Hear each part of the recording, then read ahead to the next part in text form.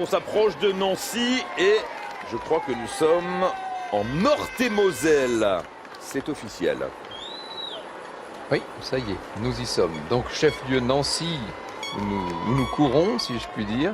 Et puis 3 sous-préfectures, Briey, Lunéville, donc où se trouvait le grand château, le Versailles lorrain de Stanislas, qui hélas a brûlé au début de l'année 2003. Et puis Toul, où nous allons entrer dans un instant, l'un des 3 évêchés.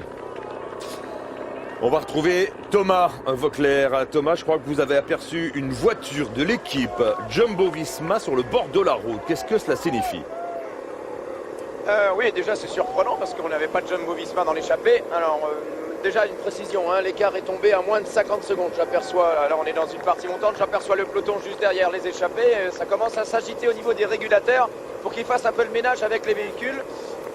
Oui, pour revenir sur ce véhicule Jumbo-Visma, on sait que souvent les directeurs sportifs qui bénéficient de 2 voitures à l'arrière du peloton envoient des voitures en avant-course au cas où leur coureur s'échappe. Je prends l'exemple de la Wanty Cycling Team. Si elle peut très bien envoyer une voiture en avant-course.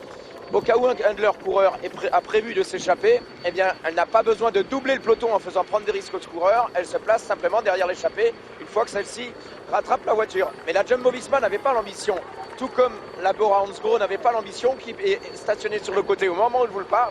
Donc ces 2 équipes qui n'avaient pas l'ambition de prendre l'échappée ont envoyé une voiture de directeur sportif à l'avant, tout simplement pour reconnaître le terrain et dire s'il y a par l'oreillette ou alors par téléphone à leurs confrères derrière des zones de danger au niveau du vent, parce que tout le monde n'a pas le temps de repérer toutes les étapes. Et même si on a les outils internet et tout, rien ne vaut le repérage en réalité sur le terrain. De toutes les manières, pour doubler le peloton, il faut avoir l'aval du président du jury des commissaires qui officie dans la voiture qui suit le peloton, la voiture rouge juste derrière.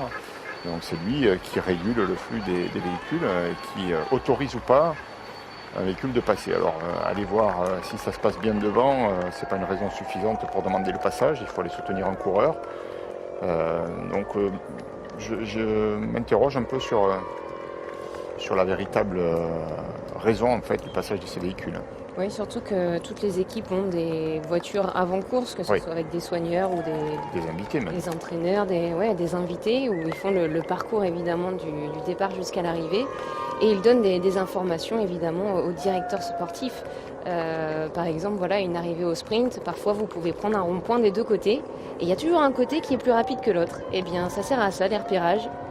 Oui. Ou alors, côté du vent, voilà, à un moment le vent mal placé, eh bien, on va vérifier si la zone est dégagée.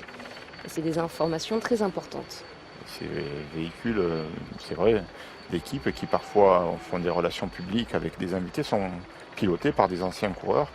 Et souvent, c'est vrai qu'ils ont un regard, ils sont là à double titre, faire passer une bonne journée aux partenaires, invités sur l'épreuve, mais également jeter un coup d'œil au parcours et servir un petit peu de repère à l'avant, d'homme de confiance, et donner des consignes aux directeurs sportifs et par ce biais-là aux coureurs aussi, pour qu'ils ne soient pas surpris dans le final. Bien sûr, il y a le roadbook, on regarde sur Google Earth également comment peut être le parcours, on étudie tout ça, mais quelqu'un qui passe juste avant, ça permet aussi d'avoir une vision plus réelle de la situation, compte tenu du vent, de l'état de la chaussée, etc.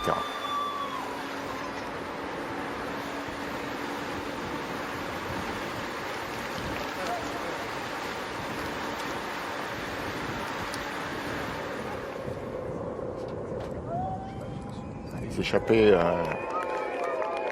je ne sais pas s'ils ont la capacité vraiment d'accélérer maintenant. Je crois qu'ils sont déjà résignés. Le peloton les a même en point de mire. Ah oui, depuis tout à l'heure, il y a le sprint intermédiaire, ils ont perdu du temps. On sent bien qu'ils sont sous pression, qu'ils essaient d'appuyer un petit peu plus fort. Mais voilà, ce vent de 3/4 face de côté, raison quand même de leurs bonnes intentions au départ. Ils sont tout simplement fatigués maintenant.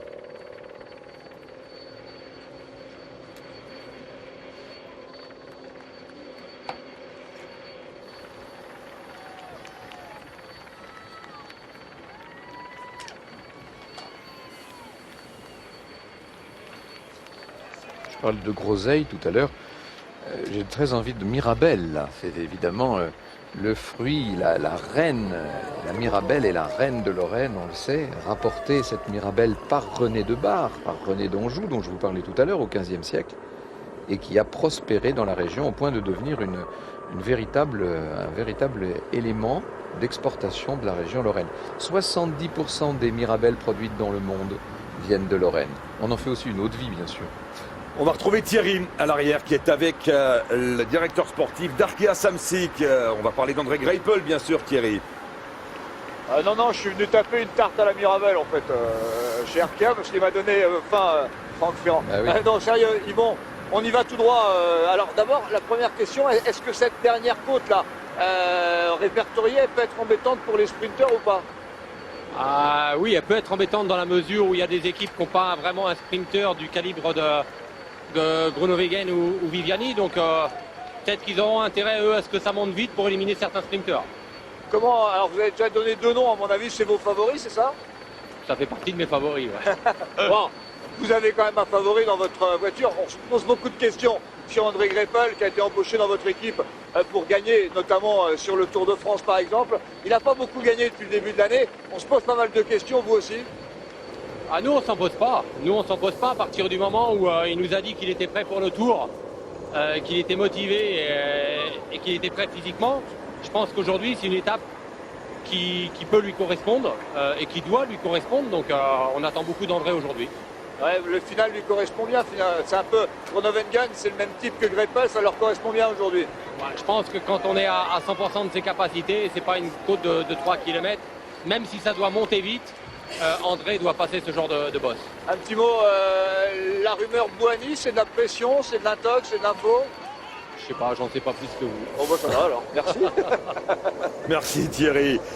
Nasser Boigny, bien sûr, qui va quitter la formation Cofidis à la fin de la saison et qui n'est pas présent d'ailleurs sur ce Tour de France. C'est la côte, c'est la côte de Marron, dont le sommet est situé à 15 km de l'arrivée. Une côte plutôt longue, 3 km 200, mais pas très raide, 5%. Comme l'a dit Yvon Le Danois, les sprinters, un sprinter comme André Greipel doit être capable de passer. Oui, parce que en fait, normalement, s'il doit pouvoir jouer les gagnes, il faut qu'il puisse passer.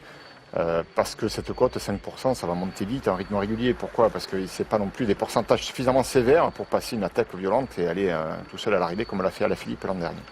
Hier, pardon. Ces côtes et ces reliefs ne sont pas là tout à fait par hasard. Hein. Le paysage ici est marqué par ce qu'on appelle des cuestas, côte de Meuse, côte de Moselle, pardon. Et là, ce que vous avez au sommet de ce mont, c'est le fort dit du Mont Saint-Michel. Encore un Mont Saint-Michel, c'est souvent le nom qu'on donne aux éminences. Hein.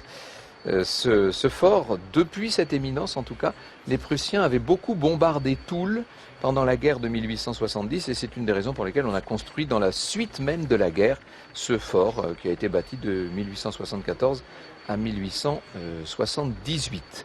Il avait en 1914 un effectif de 105 officiers et 2177 hommes, ce qui n'était pas rien du tout, bien sûr.